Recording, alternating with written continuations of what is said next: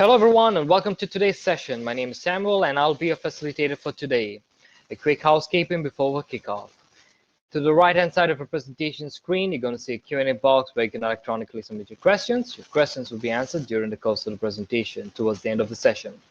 In case we're not able to get your questions across to you, we'll have it emailed to you at a later time. In case you'd like to enlarge your presentation screen, just click the maximize icon located on the top right hand side of the presentation screen. Please be reminded that you need to minimize your slide deck before you submit your questions electronically in the Q&A box. Ladies and gentlemen, today's session is recorded. The replay or the on-demand version will be made available shortly once we conclude. You can use the same URL that you access the live event for the on-demand. Just to let you know that today's session is only going to be streamed via the PC speakers. So for those who are on the phone lines, please ensure that you mute your phone and unmute your PC speakers to hear the contents from today's presentation. With that, I'd like to turn the call to Vince McHugh to kick us out with the session. Vince, over to you. All right, well, good afternoon, everyone. Thank you for joining us on this security webinar. My name is Vince McHugh. I am the Vice President of Network Solutions for NECS. I've been in the industry for 34 years, and 30 of those years I've been with NECS. And NECS, if you don't know about us, we are a premier partner of HP and the largest independent provider of office technology in New England. We're committed to helping our customer harden their endpoint devices against cyber threats. If you didn't have a chance to hear the podcast by the same name, or you're leaving this window open for hackers, then you probably don't know what the window we're talking about. And it's actually the office printer, the lowly office printer or the digital copier. Sometimes refer to it as an MFD or an MFP. That is the modern MFD, and the modern printer even is very much a node on your network. And like any other node, a PC or a mobile device, it has an operating system, it has a hard drive, it has RAM memory, keyboard, monitor, and the part that makes it most desirable to hackers is it has access to your network and to your internet. So this has made the lowly printer a real target for hackers. The IT community has done a pretty good job as a whole of limiting access to servers and routers, even mobile devices, laptops. We've done a great job. As you can see by this statistic, 43% of companies ignore printers when it comes to their endpoint security. The question comes up, who would want to hack my printer? And really, hacking our printer is not about the printer. It's about your confidential documents. If you consider the same question and you think about, what about all those confidential documents that pass through your printer every day? Would you like to have a hacker, someone with evil intent, have access to those? Or even, maybe it's not evil intent, maybe it's just a kid. But regardless of who it is, confidential documents should not be accessed by anybody who doesn't have the right authority. So hacking your printer is about confidential documents, but it's just as much about getting a foothold behind your firewall. With the printer, if someone prints malware to your printer and that gives them access to now have your printer call out, instead of them trying to break into your network, literally your printer calls out to get instructions. So we want to harden these devices. To handle the meat of this webinar, to really go into detail, we're very privileged today to have David Rose with us. David is a part of HP's worldwide print security group with over 10 years experience, and he's worked in many segments of the networks, from enterprise to SMB to SLED. And prior to joining that, he's worked in other areas of HP supporting different regions, but he brings a great wealth of knowledge, and I'm really excited to have him handle this. So without further ado, I'm going to turn it over to David. So David, it's all yours.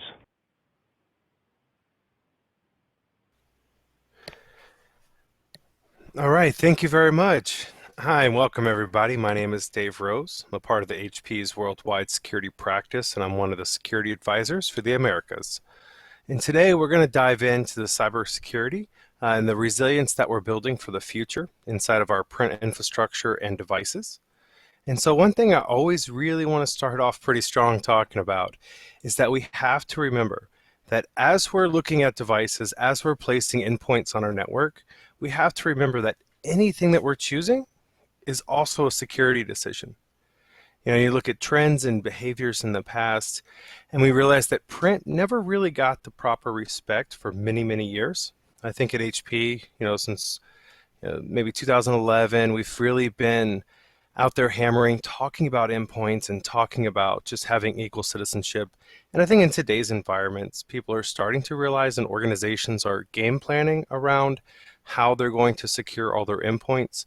And so we just like to emphasize and set the tone before we get started that as we're moving through, we must remember that everything that we place that's going to be connected to our networks is a security decision.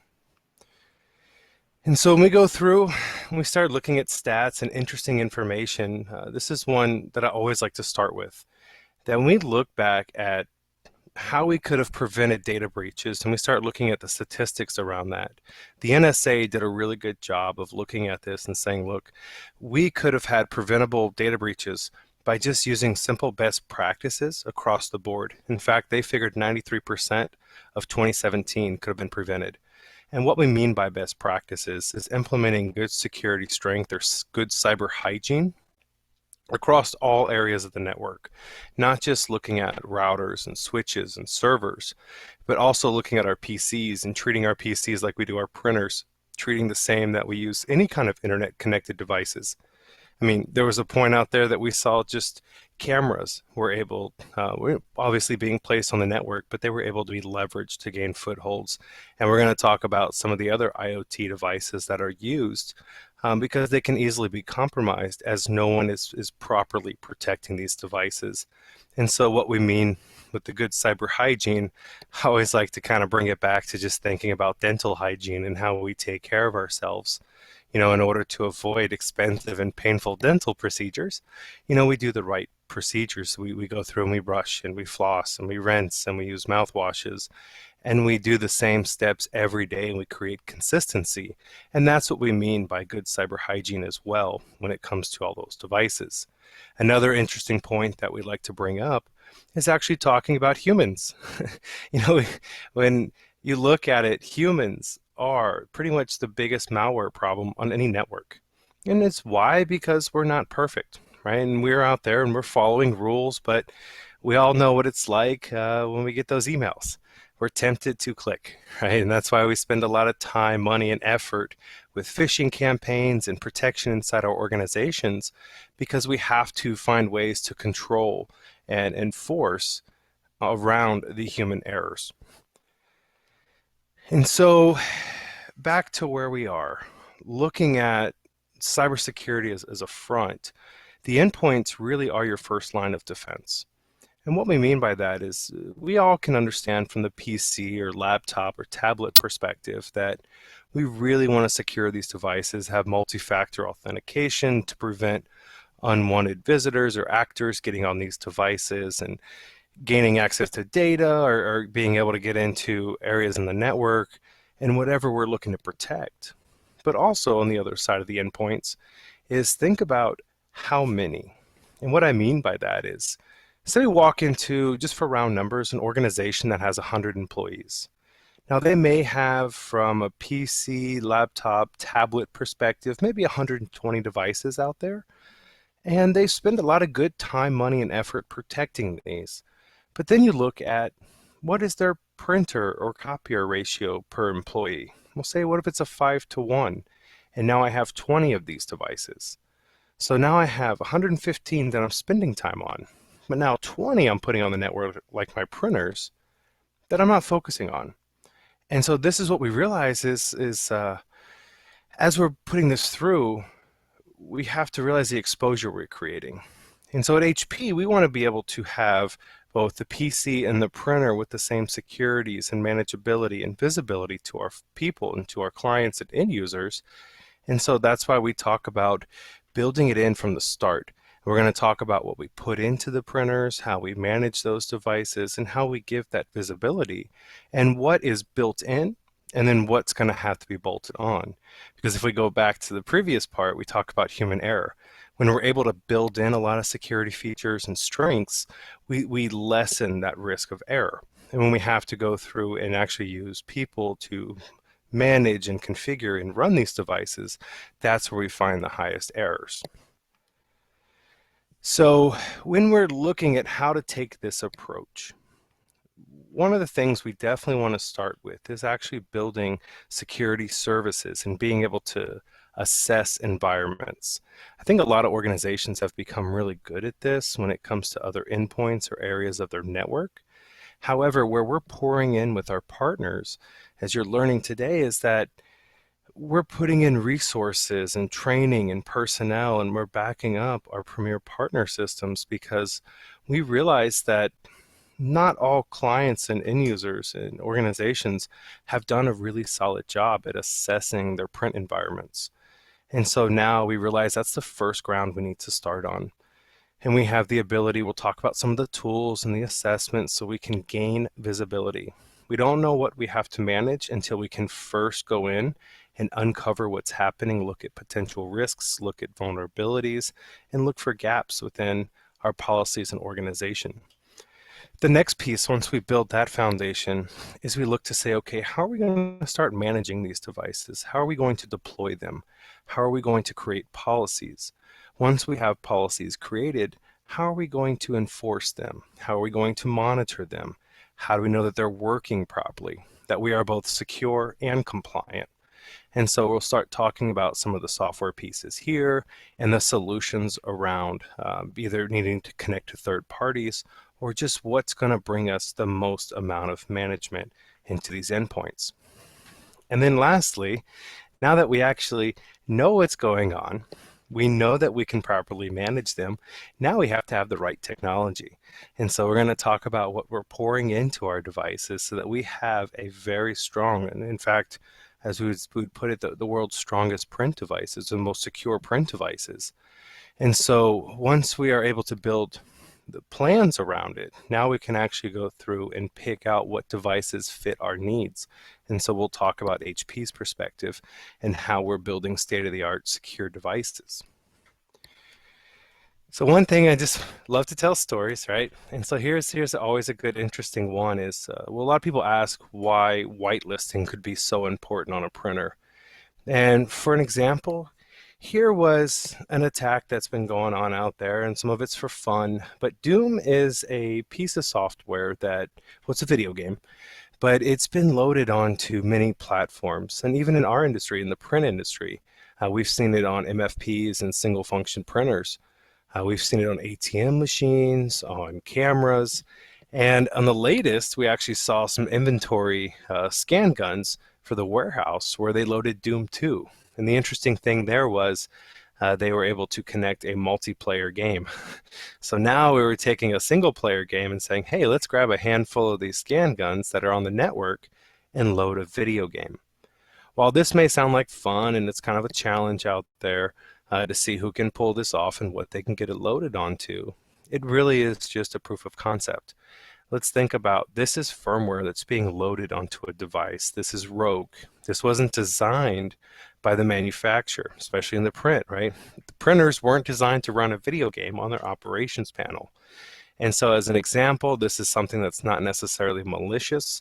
However, it is sound in demonstrating that we need to prepare and prevent any kind of rogue software from loading on our devices. We have seen other levels of attack. You can go out there and research like Funtena, to where they were able to load firmware into printers and move lateral in the network. Even talks of printers catching on fire, right? Trying to overheat them and using firmware to create those attacks. And so that's why one thing that we definitely stress the importance of whitelisting as a whole of any device and just making sure that we trust all software that gets loaded onto our devices.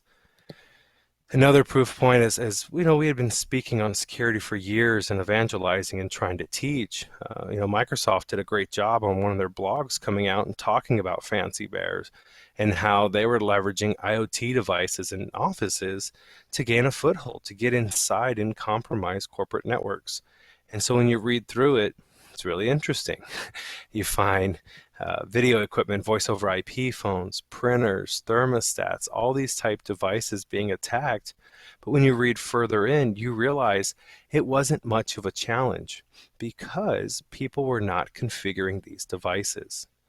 And so that's why we stress, once again, that good cyber hygiene, that we don't have to have um, big, huge gaps in walls when we have a clear shot by having a low-lying fruit like a printer being fully unconfigured, deployed out there and not protected. And so what I mean by that, for an example, was actually walking through and doing, in my local town, working with an accounting firm and a local partner, um, a mid-size accounting firm. They had 3 copiers that they wanted us to come look at and help them look at how to configure them and create some best practices with them. As walking through, we noticed there was 13 or 14 single function print devices that were connected via USB. And so we asked some questions around that, and walking and just being an assessor, I look through and say, okay, what can we find? We found that these print devices had the wireless turned on. And so while they were USB connected, not necessarily a network threat to them, what was realized was now this organization had no visibility into these printers. Their employees were printing off client information that was sensitive. It's their accounting information, right? Or any kind of billing or internal stuff. And we had full visibility to these printers via wireless when we went downstairs to another organization's lobby, even standing out by the elevators. And so we were able to find these devices. We went on to the internet, we looked for the default passwords, and they were all true. And now we were able to log in and gain access to these devices. From there, you can only imagine as to where this can go. Can we create man-in-the-middle attacks? Can we capture these jobs? And we don't even have to be physically inside their office. We can be elsewhere. And so that's why we talk about making sure that we're not leaving low-lying fruit. When they realized what was there, they knew the gravity of the situation, and they had concerns over the integrity and confidentiality of the data that was being processed on printers.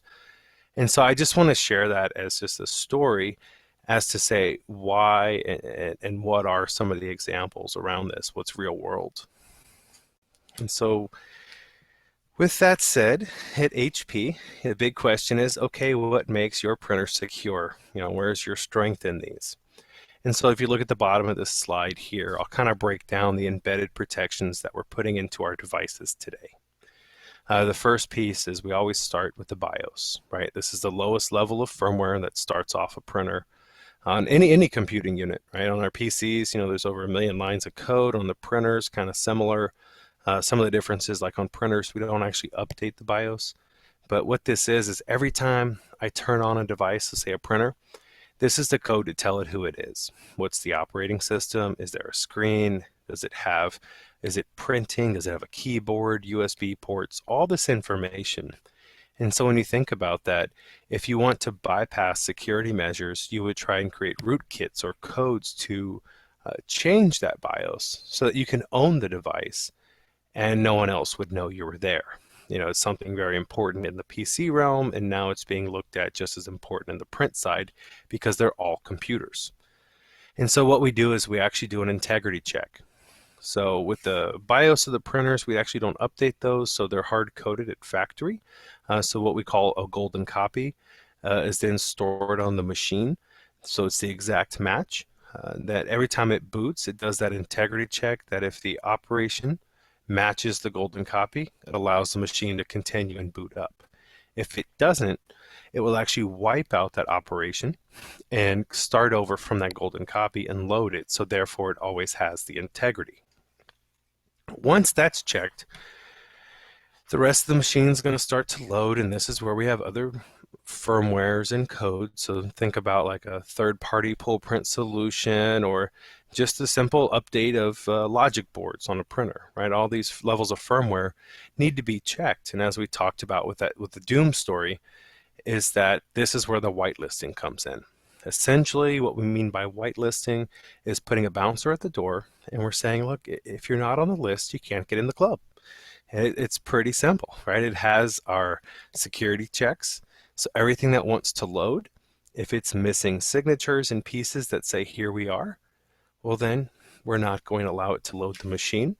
If that is happening on the device, we'll actually throw that down into a service mode. So then you can go through and intervene, and we can do any kind of forensics to find out why a third-party software was trying to load on a machine.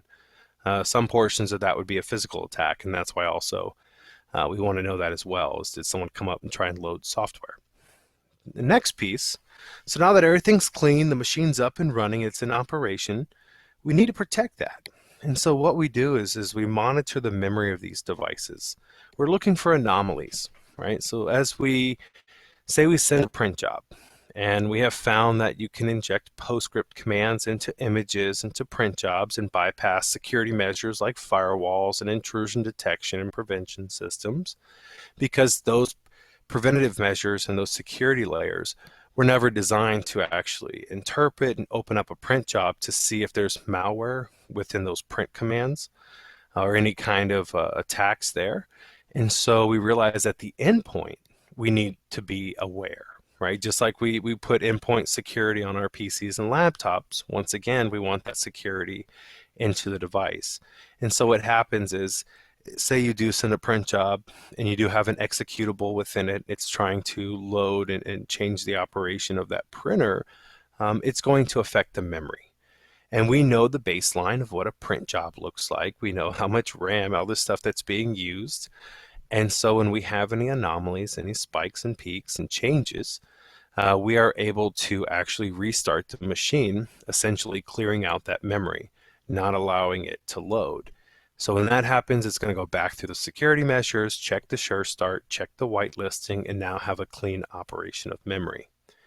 Well, my favorite part here and how I'd like to look at it is kind of like that insurance on top of the printer. And this is what's called HP Connection Inspector. And so what this is this is monitoring network traffic and any outbound requests that these printers may have.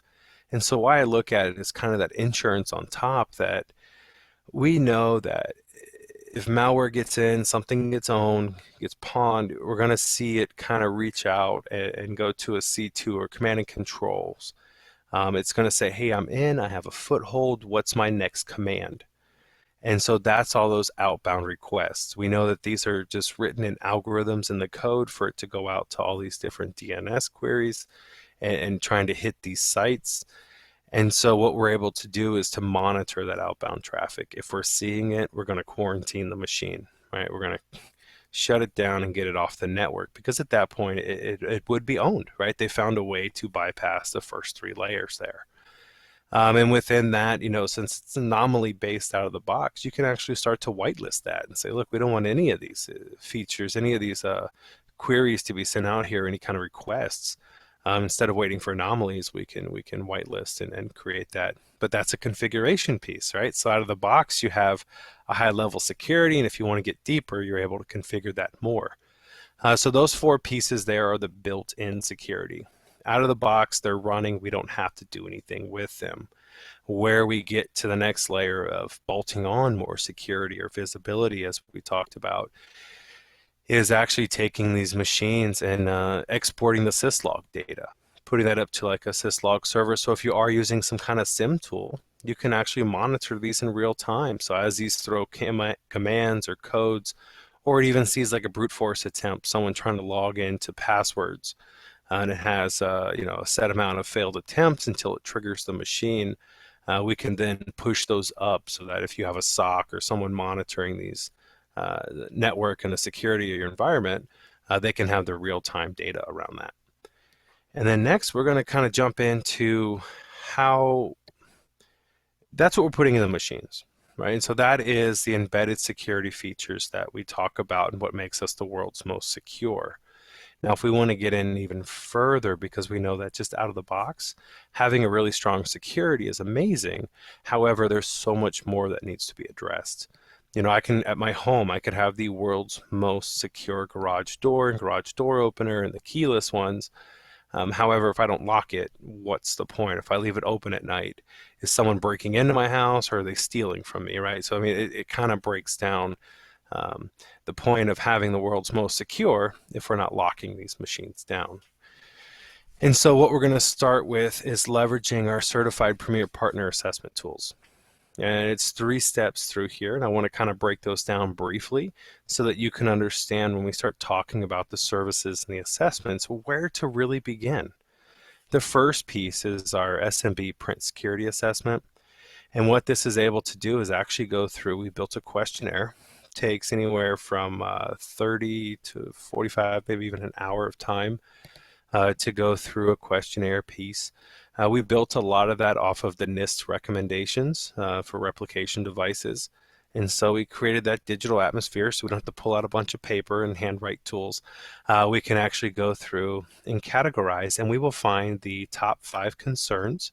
It'll score you on a 1 to 4 point scale, 4 being the best, 1 being the worst. And we will be able to identify your highest potential risks. And this is just kind of that summary screen. What it would actually look like on an export is you would have, for each one of these, so one says print data is not encrypted as it travels across the network. So that was identified that we're not encrypting print jobs. It would also give us information as to backing why that security risk is important and how we can go about fixing that.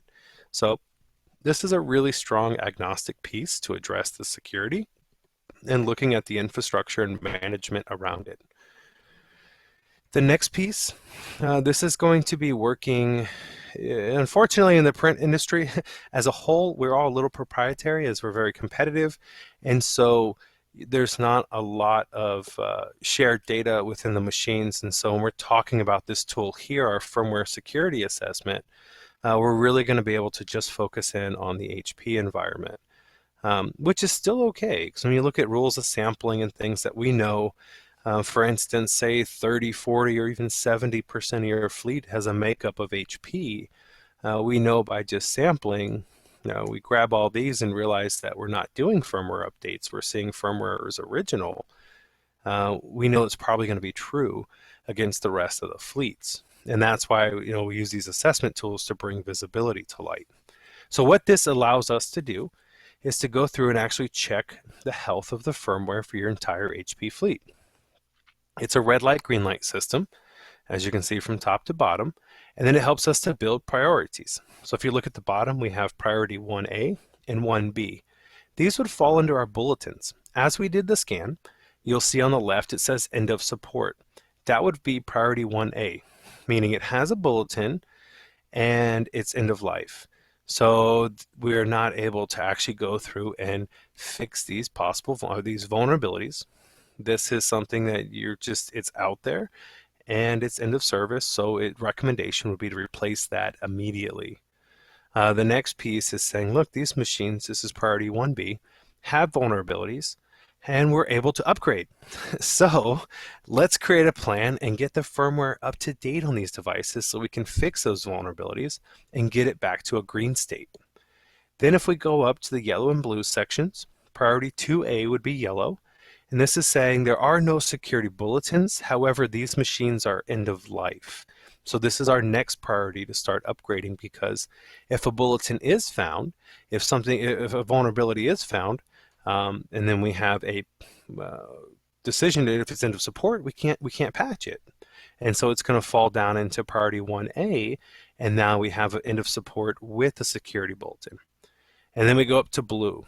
Blue would be our last priority, as these are not having any kind of security threats or risks attached to them. They're just out of date. They're more than one revision behind. However, there are no security risks. And so a lot of times those are technical fixes like speeds or functionality and operation panel screen changes, right? But we want to at least categorize that so we can start to prioritize. And this can be done very quickly. If you've got data collection agent running that's doing the meter reads and the automated toner and stuff, it's giving us the data that we need to pull from that. And the last assessment piece is the HP Security Manager. And so what this tool is able to do is, in the beginning, we use it as assessments. We can go out there and grab 50 devices. We can check 16 settings. Some of the areas we're going to focus on, if you look where it's red in the middle there, some of it's around passwords. Are we setting up passwords in these machines, especially the embedded web servers, right? As we go to that IP address, we go to log in. Was there a password set? The other pieces for those that understand what some of these parts are, like the SNMP, Simple Network Management Protocol. We know that there's 3 versions. Version 1 and 2 are legacy. They're not password protected. They don't have any kind of credentials. They're not considered secure protocols. And then we have version 3, which allows us to put in passphrases, which allows us to be secure. So we're able to check and scan against those machines. Because once again, as we're communicating back and forth across the network, these are endpoint devices. We want to make sure that they are locked down, that no one can gain access. Some of the other things like file transfer protocol. This is the FTP. This is the hard drive of the device. Where these can get scary is if someone can gain access to the machine, it has a hard drive. Well, this is an FTP. We can use put commands. And so you can start getting creative in your mind and realizing, well, what can we put on a hard drive? Well, it's storage. What do you want to put? Do you want to put a Trojan that can go attack later on? Do you want malware? Do you just want to capture print jobs and store them there for your own services? We actually saw in a university where students were using the FTP as their own music file share, which was super interesting. Once again, kind of like the Doom, right? It wasn't malicious. However, it's saying, look, we've got an issue. And so this will at least allow us to go out, and once again, we're going to be able to scan the HP devices because we're too proprietary as industries, right? We don't do a lot of share in our code between one another, different manufacturers, that we can only check HPs here. What we have is the ability to go out and say, look, if we're not passing the top 16, there's no reason to go through and look at 250 settings. This is back again to the rules of sampling. If we're not hitting the basics in security, we know that we're probably missing a whole lot. And so with these 3 layers, this gives us the ability to go through and take a really in-depth approach in the beginning. And then we can look to restructure quarterly business reviews or annual reviews to say, let's revisit that questionnaire that we did on day 1, because now we've encrypted our print jobs, we've implemented a pull print solution, we have locked down our configurations, and so now we go back and we reassess and we identify more gaps or potential risks. And so this is why security is ongoing, and this is a part of building that best practices. And so we say, with this is just talking about the assessment piece. Security Manager also gives the ability to set the configuration policies and to enforce compliance of those across the entire fleets. And so if you want to hear more about that and how we help to manage the configuration and give you reporting around that, we can set up some separate talks. And obviously, if you want to look at software and demo it, the best way is to have these assessments done. And so you can get your hands on and see real time how it works and the health of your networks. And so I want to finish on a few notes here. One piece is a lot of organizations come back and say, we have some of the strongest network security and we don't have, we're doing vulnerability scans and we're just not finding the printers to be a big concern for us. And we say that's fine. As where we stand and where we come from, we're glad that you have these pieces involved. However, we know that there are still going to be areas that if we're not addressing printers, there's still room for concern. And one is, out of the box, when people print, it's not encrypted. And I really want to stress this because think about in your own office, in your own environment, how much time, effort, money, resources you pull into encrypting laptops, encrypting your servers, your cloud, your emails, document management, or just file servers, right? Just making sure that data is protected both at rest and in transit across your organization, that it's trusted, that that's there. And then you'll take that same bit of data and send it over to a printer unencrypted. And here's some of the thoughts around that.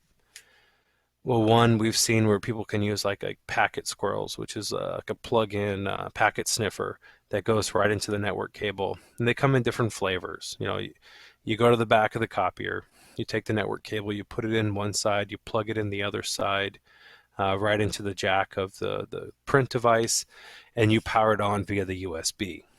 Within there, you can put a thumb drive and walk up every single day and retrieve every packet that's gone across. And what we mean by packets is, well, any communication from one computing to another sends packets of information. And so that's how firewalls look at data and all this stuff. And we've done talks and demonstrations over what print packets look like and how easy they are to grab. But that's one example of how packets can be captured. Another is you put that same piece of hardware on there and it's got a 3G connection. And now you've just got it running up to the cloud and grabbing every scan and print job that's hitting that machine. On the other side, there's tons of software, like Wireshark and things, and may have less concern about getting that loaded on your network. However, these things are type real. Even PRET, Printer Exploitation Toolkit, out there has a wiki on how to do a lot of these things, right? We don't have to be smart hacking anymore. We actually can just go through and do a lot of script kiddie stuff. And that's where we have a lot of concerns.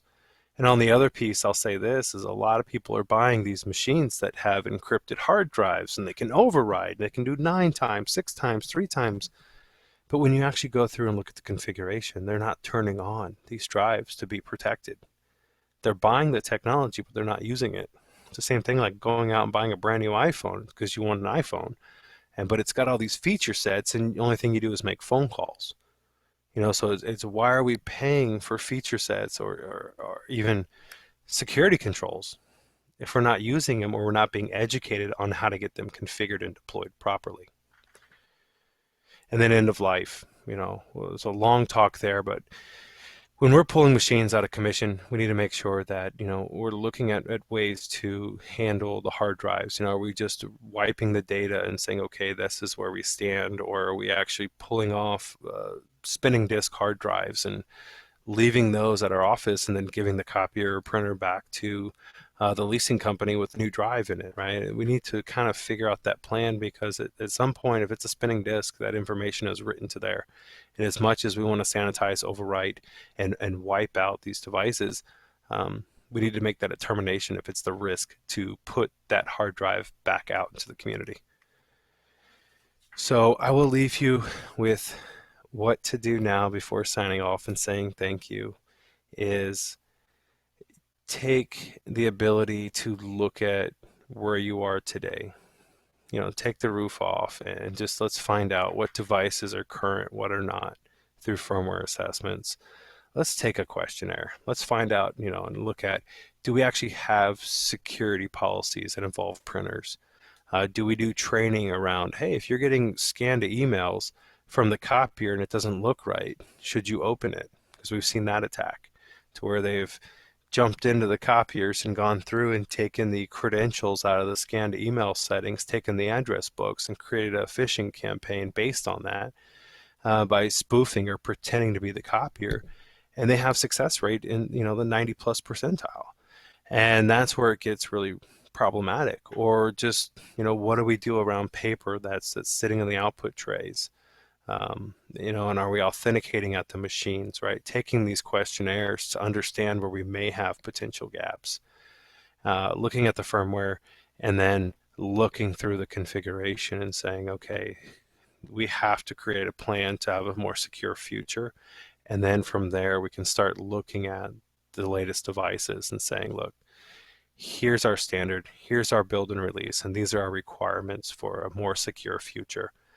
We're definitely here to help, and just want to say thank you very much for your time, everybody, and I just want to pass it back on over to our host. Thank you, David. So, that was quite the sobering talk on printer and copier security. I know at the end of a talk like that, you may be thinking one of these 3 things, and this is our typical response we get, is number 1 is, well, I think my printers and copiers are fine because we already do vulnerability scans. We can actually, you should be seeing a poll on this where you would like to get your feedback as well. The second one I hear a lot is I'm sufficiently concerned about my printers and copiers. They're not likely secure, which is probably an honest response. I think that's where a lot of us fall. And the last one, I know that my printers are not secure, but I don't have the time or manpower to address them. I have more pressing concerns. So if you do have, if you've thought one of these things, or after hearing a talk like this, you've thought one of these things, feel free to reply to the poll as it gets pushed out to you. I'd say if your answer was the first one, my printers and copiers are fine, because you're doing vulnerability scans. One of the things that surprised me about vulnerability scans or network scanners, like maybe Nessus, for instance, they treat printers and copiers as fragile devices. These devices, they won't scan them because they're concerned they're going to break them. And I've actually seen even port sniffers like Nmap cause printers to behave erratically. So many of the, in fact, this one hospital we spoke about said, yeah, they show up every time we do a vulnerability scan. They show up, but we just can't address them. Others say, well, we're not really even looking at them. If you are concerned that maybe your printers or copiers are, that they're not secure, then we can definitely help. David mentioned that if you're doing, like if you have a DCA, a data collection agent like FM Audit, which is a common one, we use it at NECS, we can give you a solid idea where at least your HP printers are. We can run a firmware checker. You looked at the nice pie chart. We can give you a nice, very easily give you the feedback to say, these are concerns, or no, you're in pretty good shape. We can also spot check things that are not HPs. Those can be other devices. We can do a spot check and see if the default passwords are still on there. That's one of the things that David did, is that local account to him. The last one, if you know your printers are not secure but don't have the time or manpower to address them, we hear this from IT departments or security departments that are already spread too thin. If that's the case, let NECS help you. We'll come in. We have the backing of HP. We can take this off your plate. Honestly, what we'd like to do is make you look good on your next security audit. Next time they go through an audit and go, hey, your printers have gotten significantly better. Even though we audit them each time and we find they fail. In this case, they've gotten considerably harder than they were to hack last time we checked. So if you've submitted a question and other than these three, and you want to get an answer, if you didn't hear an answer in this live time, feel free to submit it still, and then we will we'll finish up by responding via email. You can send it to vince.mchugh@necsoffice.com, or you can go to the website www.necsoffice.com, and we'd like to be able to answer questions. You may be hearing this in a recorded fashion where you're not hearing it real. If that's the case, you haven't missed your opportunity to ask a question. Or if you'd like to have one of these security assessments done, please reach out to us at NECS. Again, website www.necs.com or vince.mchugh, M-C-H-U-G-H, at necsoffice.com. I'd like to thank you very much for joining us today, and I hope you have a great and a secure day with your printers. Thanks a lot.